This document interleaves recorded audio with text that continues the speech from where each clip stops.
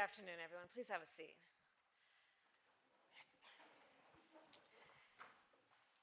To our President, Joe Biden, members of Congress, members of our administration, and our private sector and civil society partners. As leaders from government, civil society, and the private sector, I believe we have a moral, ethical, and societal duty to make sure that AI is adopted and advanced in a way that protects the public from potential harm and ensures that everyone is able to enjoy its benefits.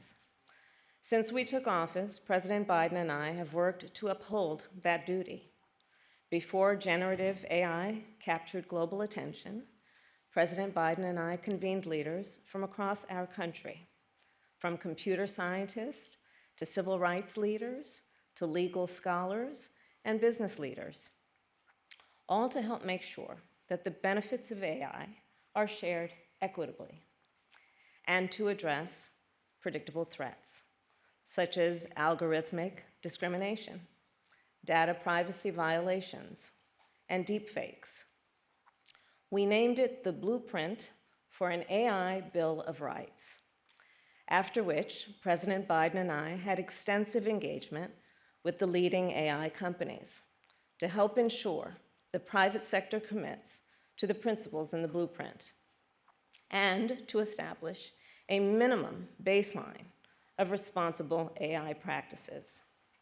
We intend that the actions we are taking domestically will serve as a model for international action, understanding that AI developed in one nation can impact the lives and livelihoods of billions of people around the world.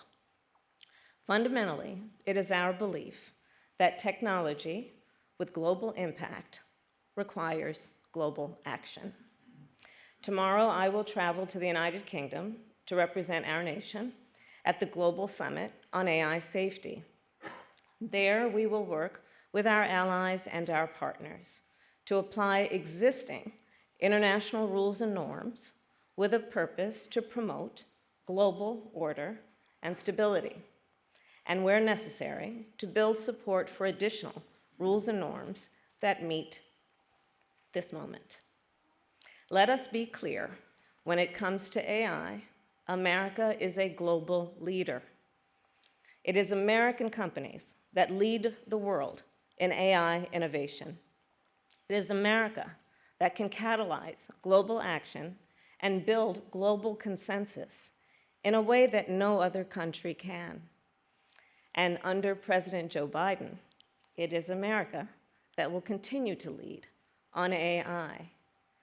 And there are many ways to define the leadership of our President, Joe Biden, as even a quick review of his most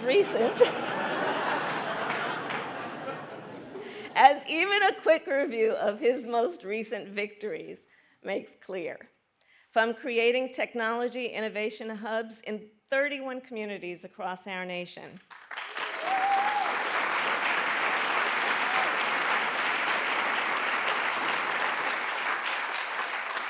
to expanding America's semiconductor industry,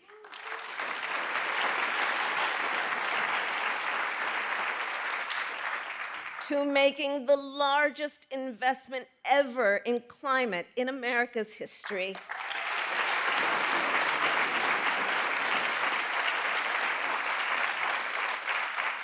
So just a few points to say that President Biden is a leader with a vision for our future.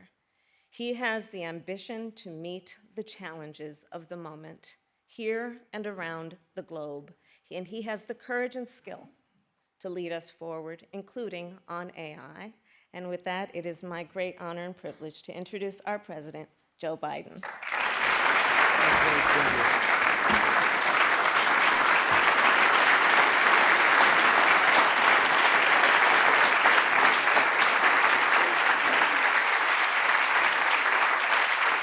Thank you. Please.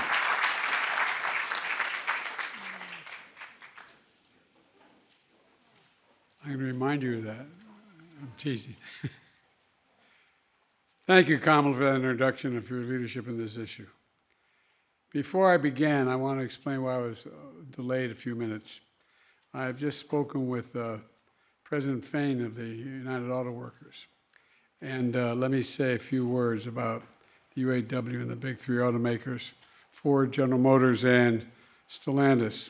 They have reached a historic agreement and a hard-fought agreement that was really battled for a while, but it was all done in good faith.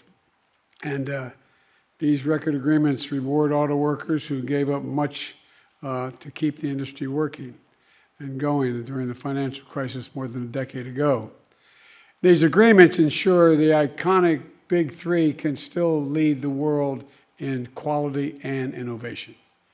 Due to the commitment and solidarity of the UAW workers, willing to exercise their right to collectively bargain, they've won a record contract with over a 30% increase in wages, greater retirement security, and more paid leave. And the commitment by the Big Three to create more full-time middle-class jobs and invest tens of billions more dollars in plants and factories building automobiles' future here in America.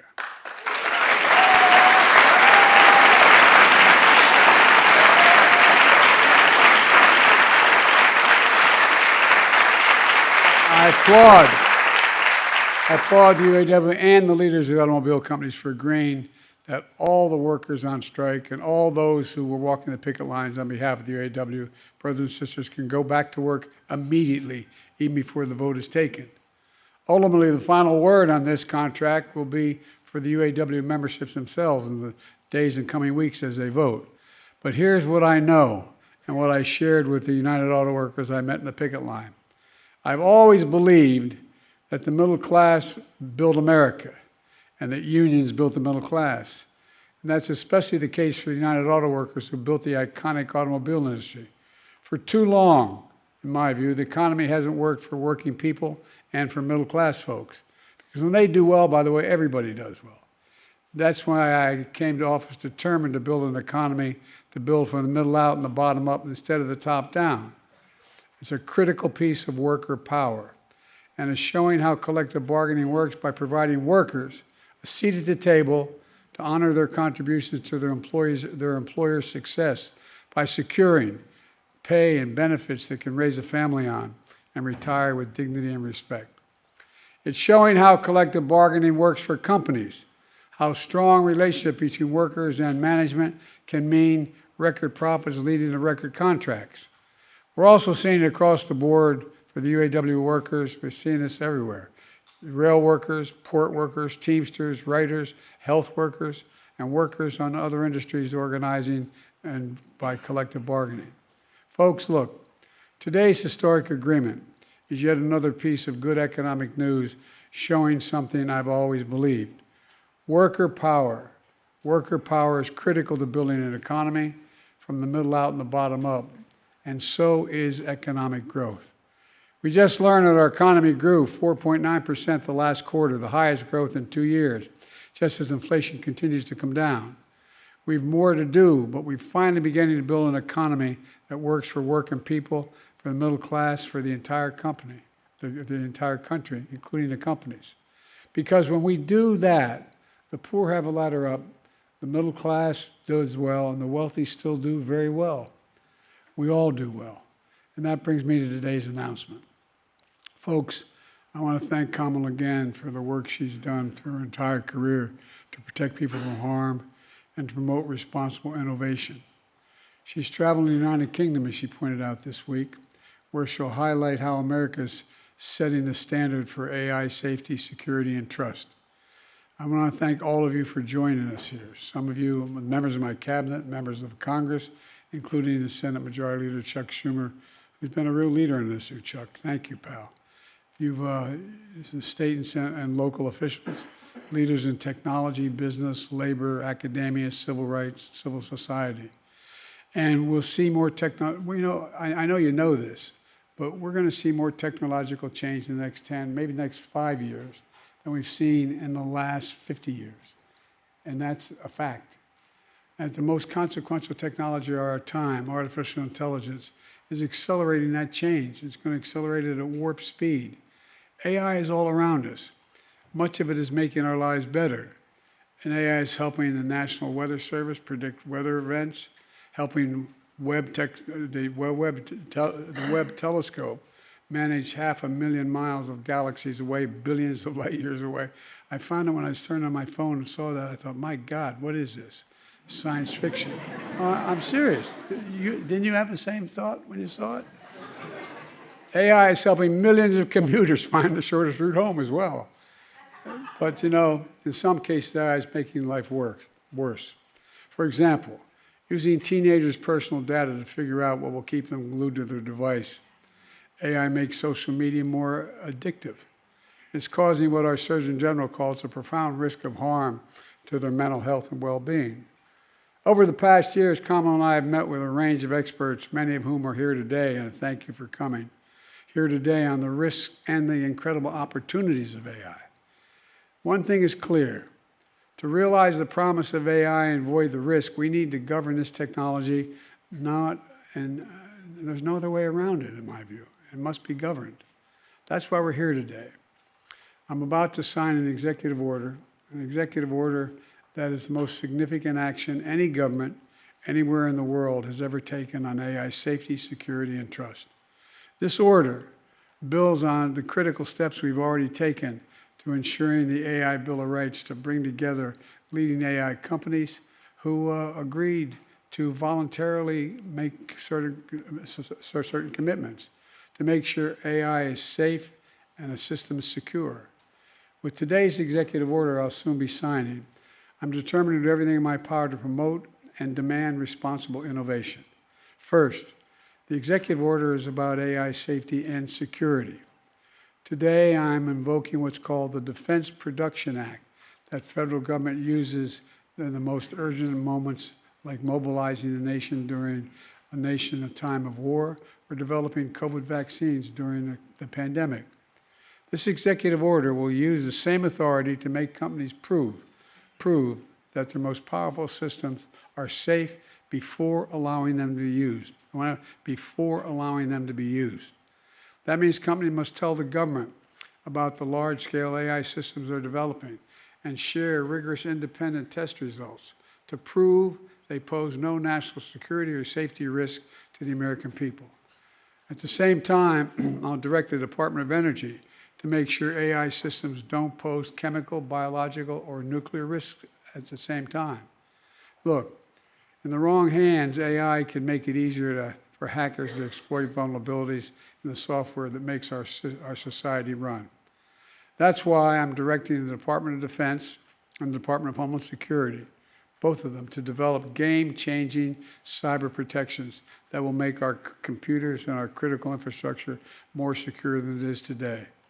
And that's why my administration has taken decisive steps to prevent these cutting-edge AI chips from being used to undermine our national security, which is possible. Second, the order is about making sure that AI systems can earn the American people's trust, the people's trust around the world. All too often it's already happening, AI devices are being used to deceive people. Deepfakes use AI-generated audio and video to smear reputations, spread fake news, and commit fraud. With AI, fraudsters can take 3 seconds, and you all know this, 3-second recording of your voice. I've watched one of me on a couple of things. I said, when the hell did I say that? But all kidding aside, 3 seconds recording your voice and generate an impersonation good enough to fool, I was going to say your family, fool you. I swear to God, you take a look at it. It's mind-blowing. And they can use it to scam loved ones into sending money because they think you're in trouble. That's wrong. Everyone has a right to know when audio they're hearing or video they're watching is generated or altered by AI. Thanks to this order, the Department of Commerce is going to help develop standards to watermark and clearly label AI-generated content. Just say that's how it was generated, AI generated. That way you can tell whether it's real or it's not. And when your loved ones hear your voice on a phone, they'll know it's really you. Trust matters. Trust matters.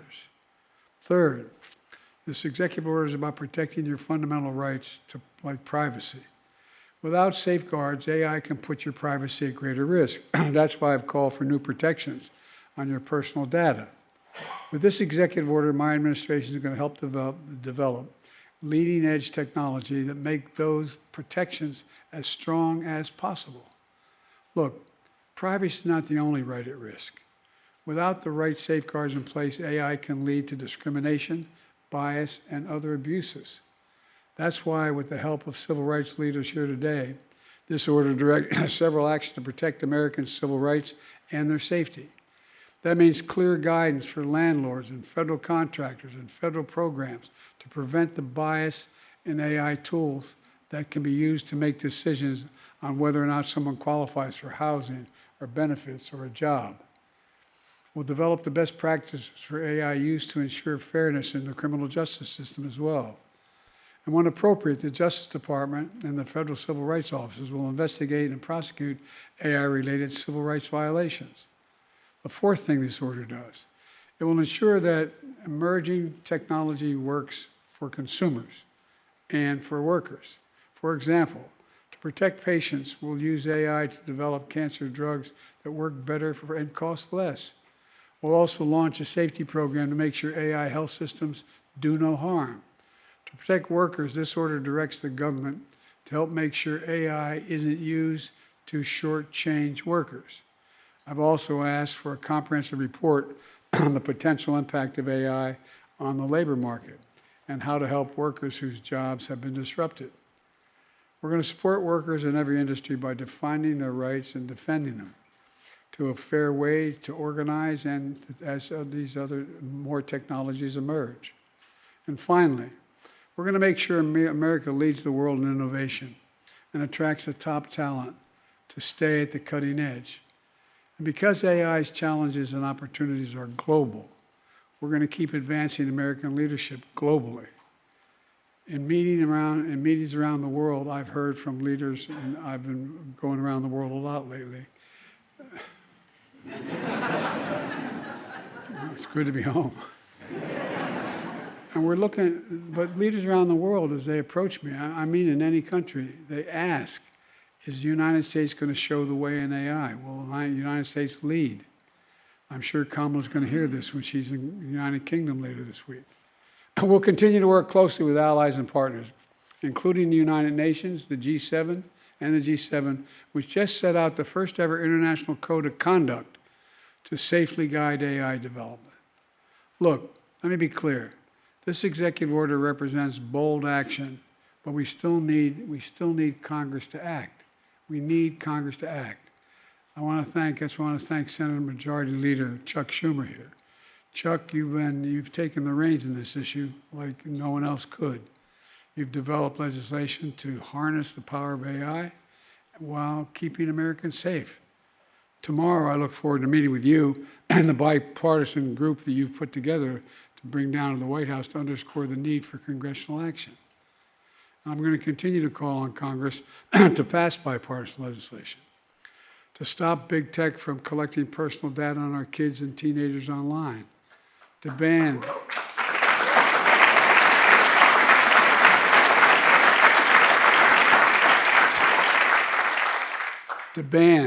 targeting advertising to children, to limit it.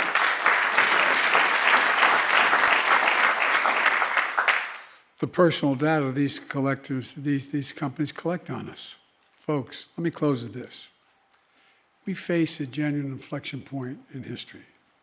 One of those moments where the decisions we make in the very near term are going to set the course for the next decades. And with the position we lead the world in the toughest challenges and the greatest opportunities, look, there's no greater change that I can think of in my life than AI presents as a potential. Exploring the universe, fighting climate change, ending cancer as we know it, and so much more. As artificial intelligence expands the boundary of human possibility and tests the bounds of human understanding, this landmark executive order is a testament to what we stand for: safety, security, trust, openness. American leadership and the undeniable rights endowed by a creator that no creator, no creation can take away. Proving once again that America's strength is not just the power of its example, but the example of its power. Look, I know we can meet this moment with hope and not fear because of all of you, and I mean this sincerely because all of you here today, many of you are the originators of this technology. And all across America, the people are focused on this. You're the reason why, and I mean this sincerely, you're the reason why I've never been more optimistic about America's future. We just have to remember who in God's name we are. We're the United States of America. And there is nothing beyond our capacity when we do it together. So God bless you all, and may God protect our troops. Thank you, thank you, thank you. Now, I'm going to go over and sign that.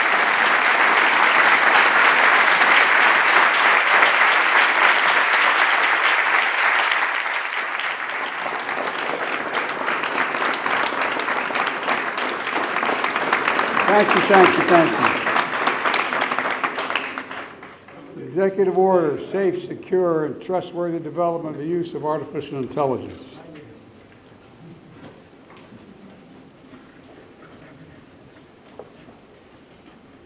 Thank you.